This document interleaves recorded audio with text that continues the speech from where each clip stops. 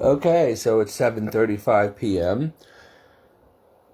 About 35 minutes ago, 40 minutes ago, I had to call 911 because Donna, she wanted to go with me, get out of the house and go with me to the dog park and sit in the car and read her book while Maverick and I were, doing our business. Maverick was playing with his dog friends in the park.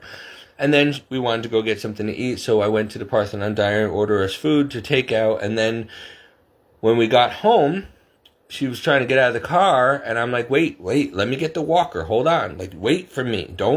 I will help you.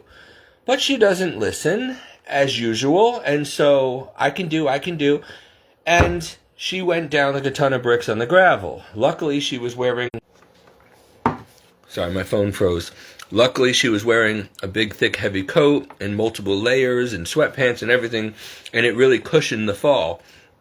But these falls are dangerous with her condition. She's got a bad neck, bad knees, bad shoulders. She had shoulder surgeries, and so she could break a hip, And so, but she doesn't listen. And even when she's in the house, she refuses to walk around with the cane and stuff, or to wear the shoes or the no-skid socks. She takes them off. And then she falls. And so we've been doing pretty good. We had about 3 months without any falls. The last time she fell was in the hospital and then at rehab. But since she's been home, she's in my care again, she's been pretty good. But then tonight, she wouldn't wait for me to get the walker for her. She's like, I got it. And she fell. So I had to immediately call 911 because I can't lift her. I couldn't get her off the ground again. And every time I try, it hurts my spinal cord. I couldn't get her up. I tried to get the wheelchair, but I couldn't get her up. So we called 911. She's laying on the ground for about 15, 20 minutes by the time they get there in the cold. And then they took her in the house, and I asked them to give her a workup. Please do all her vitals, check, make sure she's okay, make sure you log it, that it's not my fault, because I'm sick and tired of people thinking I push her, or I hit her, or where was I, or what. And on a side note, this is why I get mad when people get into our business and try to call the police on us, make anonymous calls saying, Steve's leaving Donna alone too often.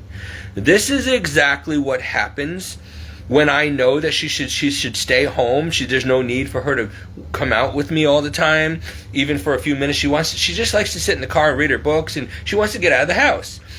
She's got to be with me all the time. She doesn't want to, she doesn't like to be alone all the time. She likes to get out too and wants to watch me and Maverick go for a walk, whatever. But she sits in the car. And so if she had just stayed home tonight and let me take the dog to the park and then go get the food at the diner that she wanted me to order, this wouldn't have happened. But this happens because she does not listen to me, and she does not let me help her, and so she causes all these problems for me and for herself all the time because she's a thick-headed person who's very independent and doesn't listen and doesn't want me to help her.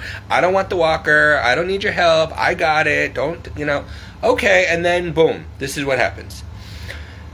Again, if I didn't have to feel pressured to take her everywhere I go all the time because people have to be jerks and a bunch of Karens and they don't mind their business and they want to accuse me of leaving her alone all the time, which I'm allowed to do, by the way, but I usually don't. 9 out of 10 times Donna's with me in the car.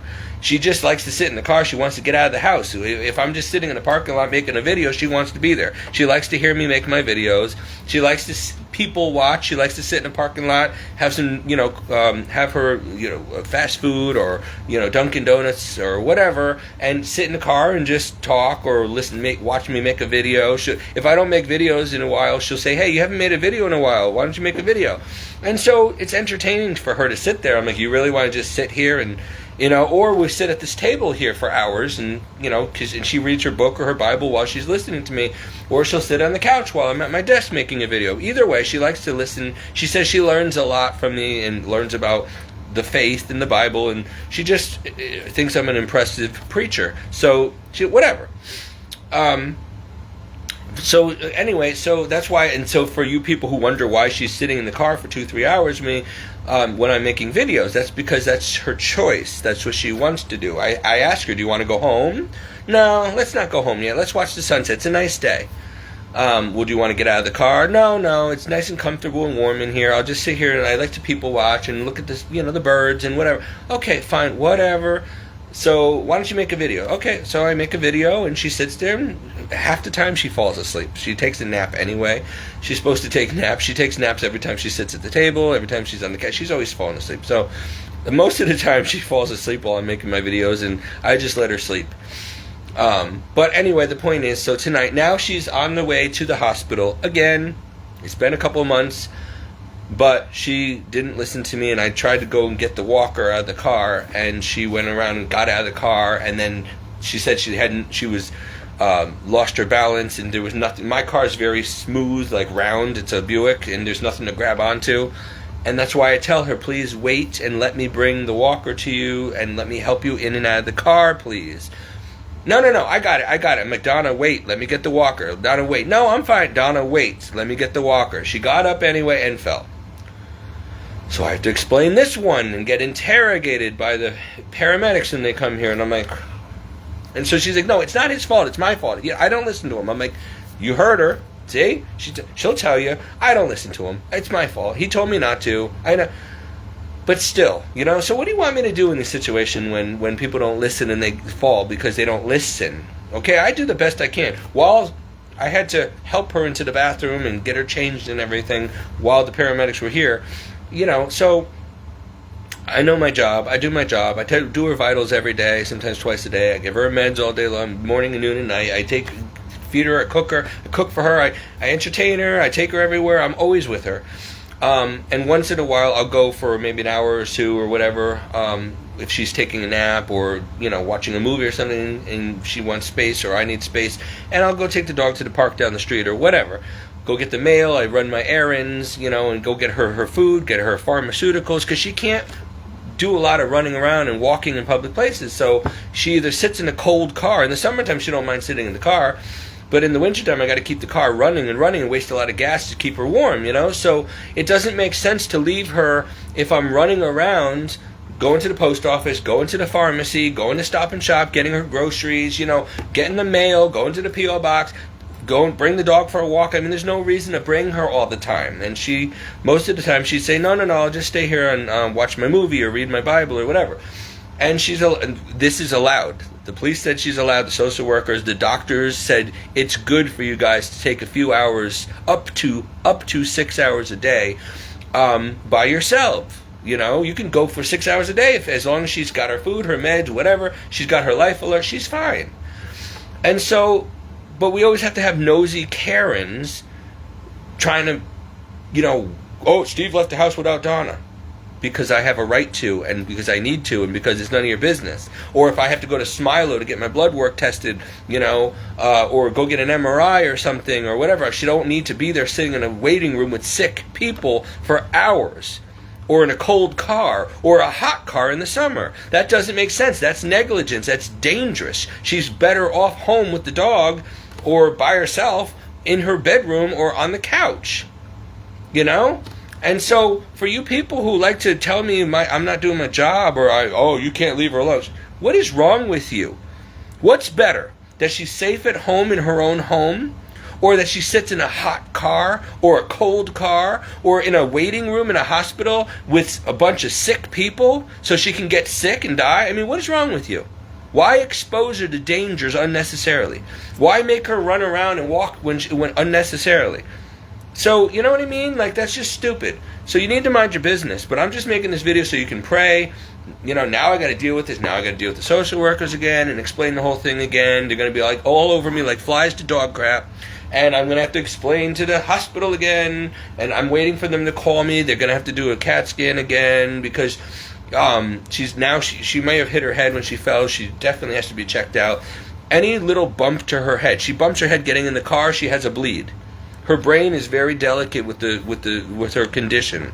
If she bends over and hits it, she often hits her head on the table because she bends over to get stuff that she drops. I tell her, I'll get it. She don't listen. Boom, bangs her head.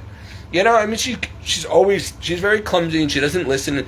The other day she banged her head on the baby gate because she dropped a piece of paper and I said, I'll get it. But she insisted on bending over to get it and she whacked her head on the corner of the baby gate.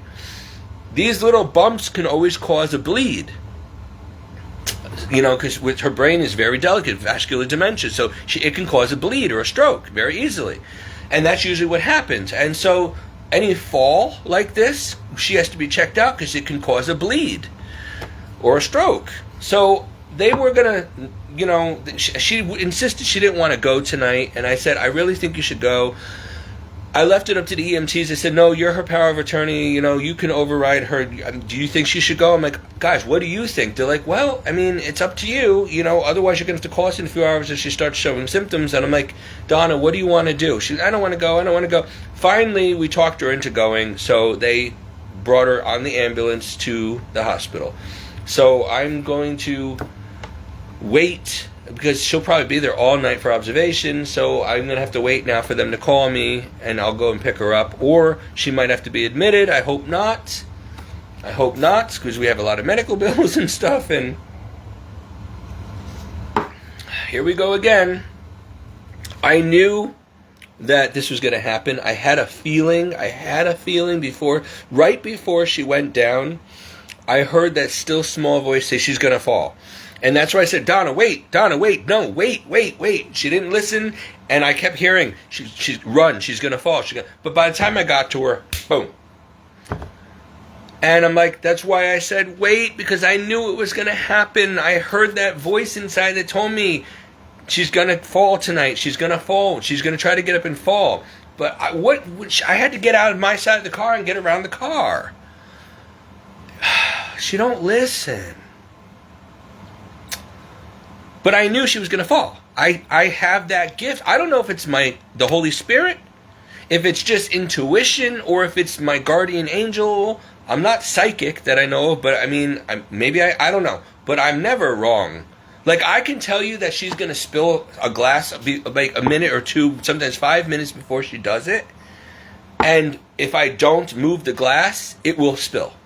Or she's going to drop her food on the floor, or she's going to trip and fall. And I'm usually pretty good but I usually can't stop it. Like, as much as I know sometimes I know this sounds crazy, but I'll see it happen. I'll see it happen before it happens. And then, boom, by the time I can stop it, it happens. So I'm like, what's the point of me seeing it happening and knowing it's going to happen if I can't prevent it? I guess part of it's free will. Like, I'll tell her you're going to spill that, or hold on a minute, or wait a minute. But if she doesn't listen, then it happens. And that's usually what happens. I can't prevent things because you can't override. You can't make people listen to you. And so I warned her tonight. I said, please don't get out of the car. Please don't get out. Wait for me. I got it. Wait for me. I got to get over on the side. Wait for me to get on the other side to you. I got to get the walker out of the car. I got it. And by the time, boom, she went down. And I'm like, so I couldn't get her up. And now I'm like, hold on, let me call 911. My battery was dying. So they came. They were here for about 30 minutes, checking her out, doing vitals, asking me 1,000,001 questions. And do you want to go? She didn't want to go. I'm like, I really think you should go. She didn't want to go. She started getting slurred speech, droopy. And she was starting to act strange. I'm like, see, guys, she really needs to go. They're like, well, it's your call. I'm like, I think she should go.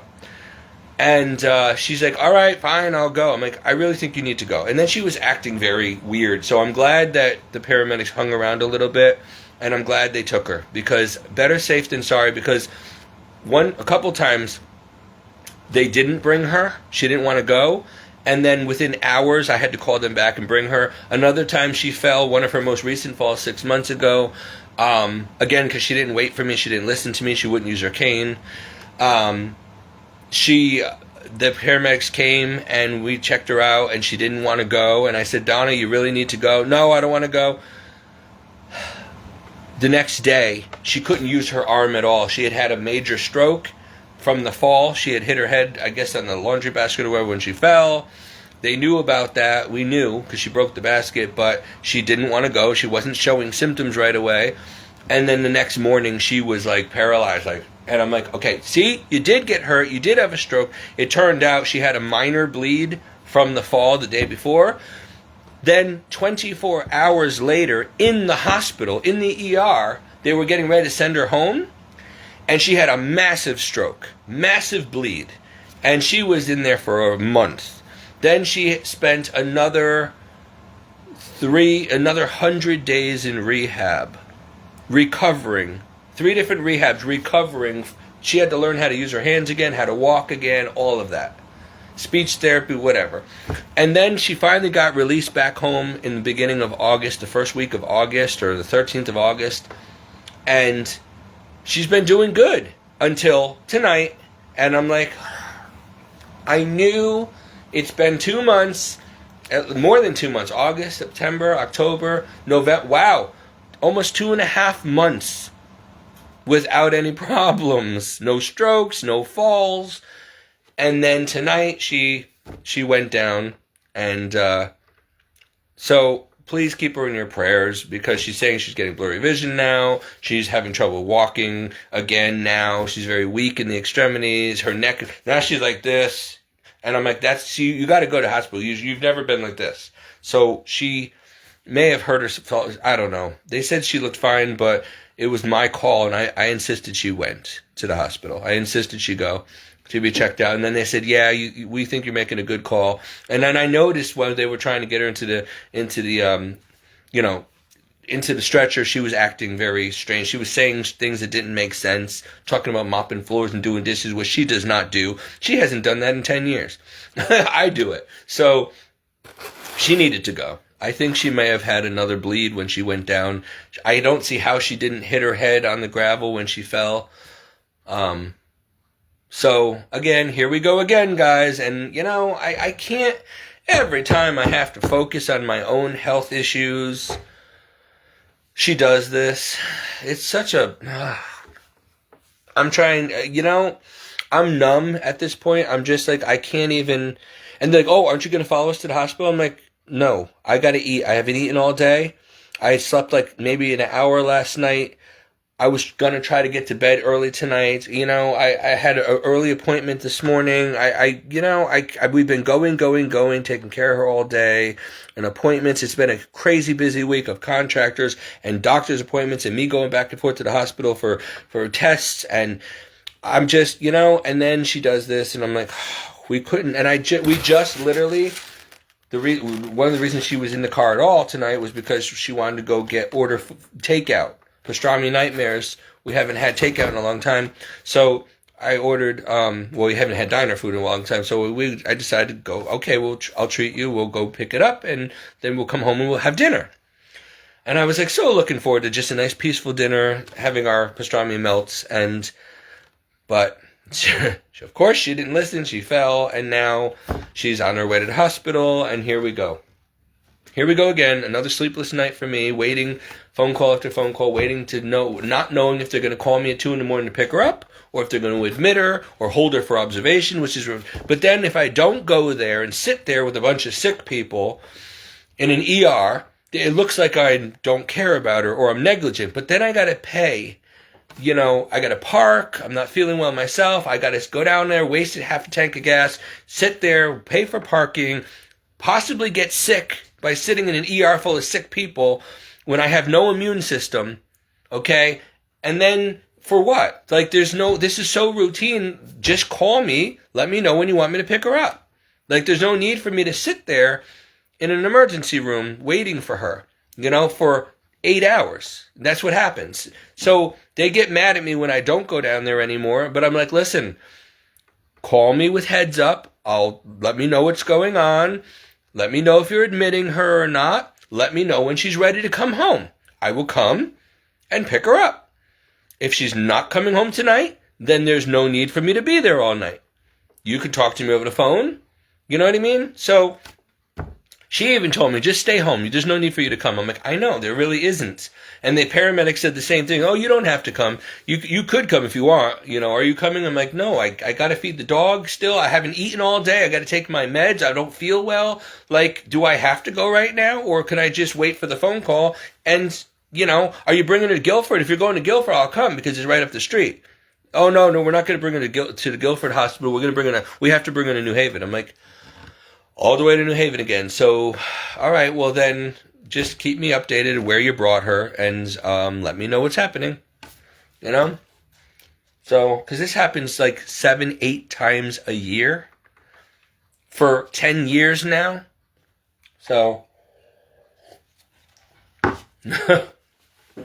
So that's tonight. You can't. It just never calms down around here. There's always something going on, and I'm just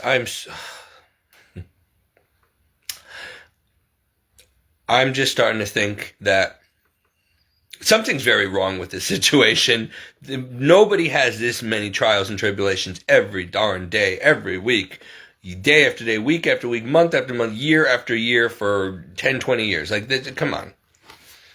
Something's definitely going on here, and I don't know what to do. I pray, and I pray, and I pray, and I hope, and I try to pray, hope, and not worry. How can I not worry when it's like this all the time? Oh my God, have mercy on us. So anyway, so that's it. That's today's drama. But you know what? I sensed it the past couple days. I knew. It's like I jinxed myself. I don't believe in that stuff. I'm not superstitious, but it's almost like I jinxed myself because yesterday I was telling myself, I'm like, it's been a long time since there has been any mishaps with Donna. So it's any day now, so she's going to fall. Any day she'll have a stroke. Any day. It's been almost 3 months. Wow, that's like the longest record yet. Something's bound to happen. And then, as I was saying that, I hear a big bang outside. I was outside on the deck last night, around 8 o'clock, and I was cleaning up the deck, and all of a sudden I hear a big bang, and a ladder fall, and a crash, and somebody's screaming, bloody murder, next door. Now, I know that my neighbor's boyfriend has been on the roof every day and night for weeks, putting a new roof on. And so I heard this big fall and crash, and I hear this woman screaming, and then I keep hearing her call her boyfriend's name.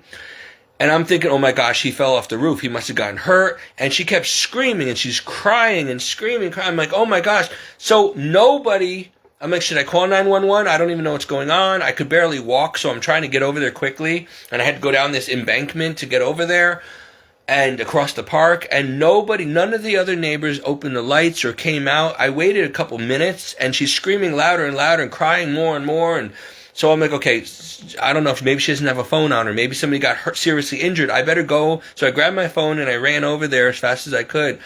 And I find her sitting at the bottom of the stairs of her deck. Apparently, she tripped over a tarp that was on the bottom of the deck, at the bottom stair, and knocked over a ladder. And she says the ladder hit her in the head, even though it went this way. So I don't know how it hit her in the head, because she was sitting way away from the ladder, and the ladder was way the other way. And she was crying, like tears streaming down, and she's yelling at her boyfriend on the speakerphone on her phone. That's why she was calling his name, yelling at him, Ralph, because she's mad at him because he left the tarp on the ground and she didn't see it, and she tripped and fell. I thought she got seriously hurt, so I checked her out quickly, and then she got up. She says I helped her up. I didn't help her up. She got up. She gave me a hug. I talked to her boyfriend, and I said, look, I was going to call 911, but it looks like she's fine. So he's like, I'm on my way. I just went to get, stuff at the store. I'm on my way. And that was it. And I walked away, and that was it. And then they called me and thanked me later on for, being the good Samaritan neighbor, because nobody else came to call to check on her. No one else. And listen, this was a blood-curdling scream going on for at least 5 minutes, crying and screaming, help, ah! And so I was panicking that somebody got seriously injured. I didn't know if there was going to be blood and gore or someone's bone popping out of their leg or what. I kept hearing her say, I think I broke my leg, ah! So I'm like, oh my gosh, what do I do? Should I just call 911 or so I didn't call. I just went there first to see what was going on, because, I do this for a living. I take care of people, and I've been a lifeguard and a security officer and a bodyguard and, executive protection and whatever. I'm just used to serving and protecting and going to help people when they're in trouble. I would have been an EMT if I didn't have all the spinal damage and stuff, or a police officer. But my spinal cord injuries kept me from ever becoming a cop. I tried twice. So anyway, I went there, I did my good thing, and I checked her. She's fine, whatever. Okay. So, and then when that happened, I'm like, oh gosh, I hope something doesn't happen to Donna now, or whatever, because, it's around that time. And sure enough, around 6:30, 6:45 tonight, We get back into the parking lot from getting food at the diner, or getting takeout. And I said, I'm getting out of the car. I'm like, Donna, wait for me. Let me help you. Hold on. Let me go get, No, I got it. I'm like, Donna, wait, hold on. And she gets up and boom, she spins around and falls. And I'm like, that's why I said, wait, let me help you out of the car. I thought I can do it. I'm like, I know you think you can do it, but you can't. And that's why I'm here. And you don't let me do my job, and you don't listen to me. And now you could have gotten hurt. What if you break a hip? You could have another stroke. This is, why don't you ever listen to me? I don't need help. I'm like, clearly you do. And this is why every single fall that's ever happened was because she didn't listen to me, didn't use her cane, or didn't wear shoes, or, did something we told her not to do. One time I told her, please do not go out on the porch right now with no shoes on. You're going to trip and fall. I got it. She didn't listen. She went out there and boom, she tripped over the dog leash and fell and pulled the whole, ripped the gate off of the porch, this big heavy wooden gate. She was in the hospital for a while for that one. All because I told her, wait, she didn't have her cane, she didn't have her walker, she didn't have her shoes on, and she insisted on going out bringing garbage out. And I said, I will bring the garbage out. Let me get it. I got to get my shoes on. Wait, I was just about to do that. No, I got it. I'm like, don't. I will get it. And she took it anyway. She don't listen, and she went and she fell. So this is what I deal with. I've been dealing with this for 10 years. 11 years now. Almost 11 years. Several times a year. Every year for the past almost 11 years. And here we go again. So that's my video for tonight. And now I'm going to eat my freezing cold meal that we ordered at 6 o'clock. Can't even enjoy my one meal for the day. My one meal is freezing cold pastrami sandwich now. Yay. That's why I don't treat myself to anything. Because every time I say, ooh, you know what? Let me have a nice meal, something I really like.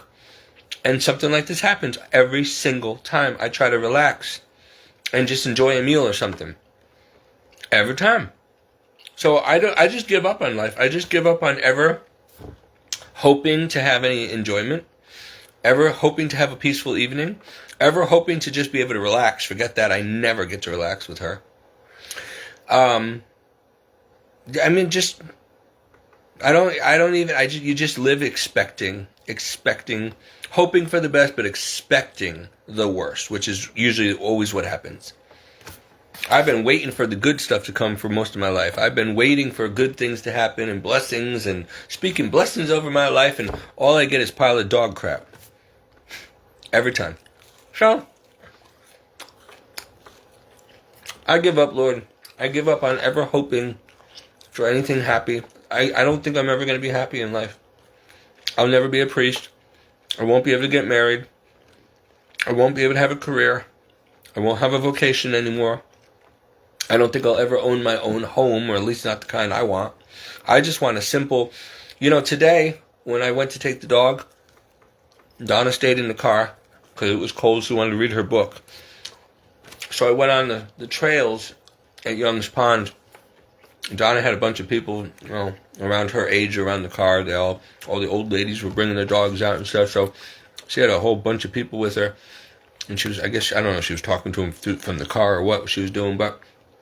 So I went to walk around the trails with Maverick.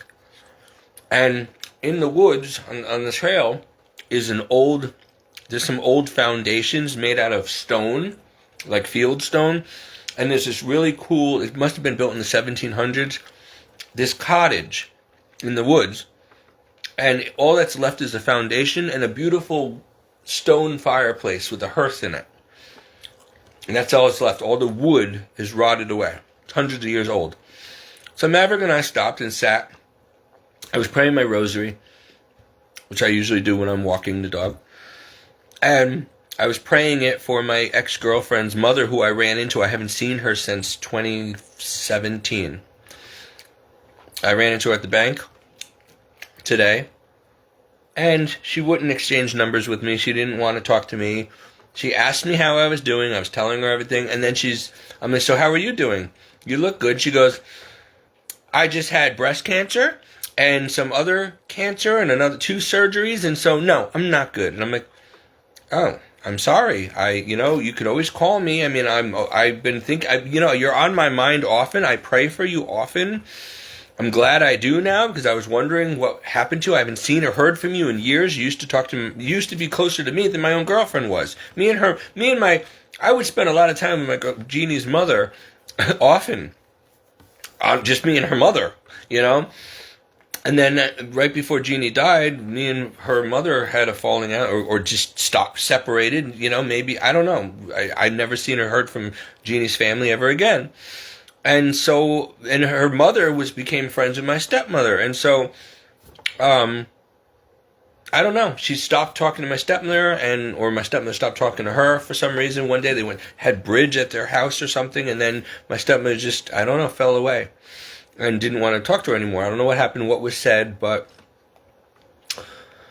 Well, anyway, I didn't know if this woman was still alive or what. I always checked obituaries and stuff, and finally I ran into her, and she's aged a lot. She's got all white hair now, but she looked pretty good. And then when I mentioned Jeannie, she just like, I gotta go. And I'm like, I'm sorry, I'm just one, I'm still a sore subject, I'm like, well, can I give you my number, please? No, that's okay. And I'm like, well, can I have yours? No. And I'm like, okay, I guess you don't want anything to do with me. Well, I'll pray for you. Okay. And she shuts the door. I'm like, but it was weird, because when she went, the first thing out of her mouth, when I guess she didn't recognize me, or she was trying to ignore me. I saw her walking out. I was in my car in front of the door to the bank. Donna was with me. Maverick was with me, and I see her, and I'm like, oh my gosh! So I'm like, Sandy Hudson, and she turns around. Oh, you're still alive, and I'm like, nice to see you too. Yes, I am still alive. Why, did you think I was dead? Well, I know you had serious health issues the last time we talked years ago, and I'm like, it would have been nice if you checked in on me to see if I was okay, And so I started telling her, no, it's been a very long, rough road since Jeannie died. Surgery after surgery after surgery, and cancer scare after cancer scare, and I'm suffering a lot, but I'm still alive, praise God, and so are you, praise God. She goes, I'm like, so how are you? And she's like, so she told me, and I'm like, oh, I'm very sorry to hear that. I said, but hey, look, it's a blessing that we're both still alive. And she's like, I gotta go. And I'm like, it's not a blessing that we're still alive? I mean, I understand your daughter passed away, and I'm sorry, but your daughter would want you to be alive. She's probably praying for you on the other side. She wouldn't want you to die of breast cancer like she did, So anyway, whatever. This woman's just... It really hurt my feelings, but I decided to offer up my rosary for her today. That she'd be converted and saved, because she's an atheist and whatever. And so that was it. And then so Maverick and I sat, we did our thing, and we sat right in front of the fireplace of this abandoned, rundown shack in the middle of the woods. And I was thinking, I'm like, I would love to just... And this place, now that all the leaves came off the trees, it's on a hill in the woods overlooking the whole pond. It's got such a lake view. It's beautiful. I'm like, wow, how lucky these people must have been to live this simple stone and wood cabin in the woods overlooking a lake, or a big pond, quiet, surrounded by beautiful nature and foliage, and just a nice hearth. You cook on the hearth, and how cozy, how simple, a perfect little hermit lifestyle. I would love this, Lord. I've been wanting to move to Sweden and have one of those Swedish cottages in a village in Sweden on a lake for so long, because I'm half Italian, and then my mother was Swedish, Dutch, German, French, and Norwegian. So she was like a mix of Nordic, Aryan races or whatever, and then my father was 100% Italian. So I'm 50% Italian, born in America, so I'm American, but 50% Italian, and then the other 50% is I'm a mutt. I'm a mix of Swedish, Dutch, German, French, and Norwegian. And so I always feel like I love the heat. I love being in tropical. I would prefer to live in a tropical island. Like, I've been looking at St. Croix for many years, or Florida again. Florida's always going to be my second home. I've lived there. I grew up there, but born and raised here in Connecticut, but we had family homes, vacation homes in Florida growing up, and I moved there for a year with my friends, and me and Jeannie were down there, and We loved it, but then my father got cancer, and I knew before he did. Long story short, I was supernaturally made to know that I need to leave now, and I left a very good career opportunity with SeaWorld and Disney, real estate, working in real estate and Disney, very lucrative career, to come up here to be with my father the last 7 years of his life. He needed me. So I left everything. I was living the dream down there. I left everything, me and the dogs, and we all packed up. Jeannie stayed down there for another year, for the rest of the year. And then when her lease was up, she came back home to Connecticut. And we resumed our relationship. But I don't regret it, because I needed to be with my father. He was very sick for years. And I brought him back to the church and to the Lord. And so, anyway, but my health is the thing getting in the way. My health is so bad. Like, I'm having trouble breathing right now. I feel like all the muscles in my back and around the back, I can't, they're so painful and tight.